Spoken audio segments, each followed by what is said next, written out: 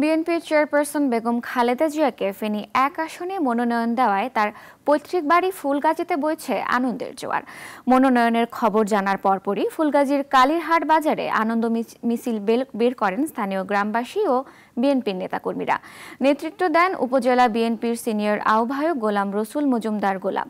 আনন্দে উচ্ছ্বাসিত নেতাকর্মীরা বলেন, সরেজমিনে না এলেও খালেদা জিয়া স্কাইপে কথা বললেই আমরা তাকে বিপুল ভোটে জয়ী করব।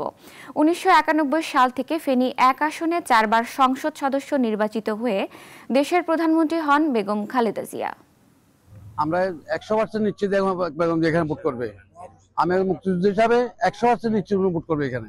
আমাদের ফুলগাজী উপজেলা সদস্য সচিব আবুল হোসেন আমাকে বলছে ১৫ তারিখে তুই দাঁড়াইস, মজদু দাঁড়াবে না, তোকে নমিশন দিবে। আমি খালেদা দিয়ে দাঁড়াবো বলছি, এটাই মানে অপরাধ। কেন বললাম মজদু দাঁড়াবে? তো এখন আমাদের যেটা আশা, যেটা বলছি বাস্তবায়ন হয়েছে ইনশাআল্লাহ। আগামীতে আরিফ মজুমদারকে নিয়ে সমন্বয়ক হিসাবে বাস্তবায়ন ইনশাআল্লাহ হবে।